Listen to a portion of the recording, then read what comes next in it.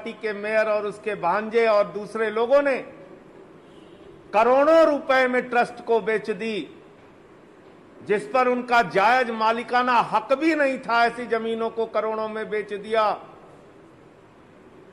इन सारी जमीनों के बैनामे रजिस्ट्री रद्द की जाए और करोड़ों रुपए जो इन भ्रष्टाचारियों ने लूटा है, जो बीजेपी के नेताओं ने चंदा चोरी की है, जो ट्रस्ट के पदाधिकारियों ने चंदा चोरी की है, वो करोड़ों रुपए इनसे वापस लिया जाए और इन सबको जेल में डाला जाए, नंबर 1।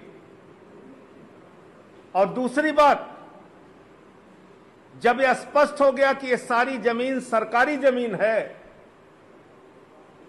डीएम अब कह रहा है कि हम इसकी जांच कराएंगे। देखिए, राम मंदिर के लिए भूमि सौदे पर विवाद, डीएम ने शुरू कराई नजूल जमीन की जांच। इससे बड़ा मजाक आपको कुछ लग सकता है? एक जिलाधिकारी जो नजूल जमीनों का मालिक होता है, एक जिलाधिकारी जिसको नजूल जमीनों के बारे में सबसे अधिक जानकारी होती है, और वही जिलाधिकारी जो ट्रस्ट का सदस्य भी है, ट्रस्ट का सदस्य है श्री राम जन्मभूमि तीर्थ क्षेत्र ट्रस्ट का, उसको ये पता नहीं था कि ये नजूल की जमीनें हैं जो बेची जा रही हैं करोड़ों रुपए में। इसका मतलब, मैं फिर दोहरा रहा हूं, प्रभु श्री राम के मंदिर का निर्माण अगर नहीं हो पा रहा है तो उसके पीछे बीजेपी नेताओं की चंदा चोरी जिम्मेदार है। इन्होंने चंदा चोरी कर ली, इसलिए प्रभु श्री राम का मंदिर नहीं बन पा रहा है। और 1.5 वर्षों में नींव तक जो लोग नहीं भर पाए प्रभु श्री राम के मंदिर की, वो श्री राम के मंदिर का निर्माण कैसे करेंगे आप खुद सोच सकते हैं। जिनका दिमाग चंदा चोरी में लगा है, वो प्रभु श्री राम के मंदिर का निर्माण कैसे कर सकते हैं, वो आप सोच सकते हैं।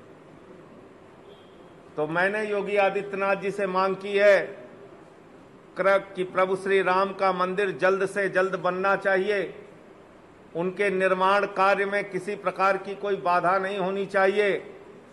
जो लोग भी इसमें शामिल हैं, उनके बैंक खाते सीज करके उनको जेल में डालो, और सारी की सारी नजूल जमीन जो मंदिर के लिए आवश्यक है, वो सारी की सारी नजूल जमीन, सरकारी जमीन, निःशुल्क राम मंदिर को उपलब्ध कराई जाए। निःशुल्क उपलब्ध कराई जाए। अगर वो सरकारी जमीन है तो किस बात का पैसा? आप निःशुल्क उपलब्ध कराइए वो जमीन। उसको करोड़ों रुपए का घोटाला कर लिया गया। तो एक विषय तो ये था। दूसरा, दरोगा की भर्ती हुई 2016 में, और इस दरोगा की भर्ती में 2486 लोगों का चयन हुआ,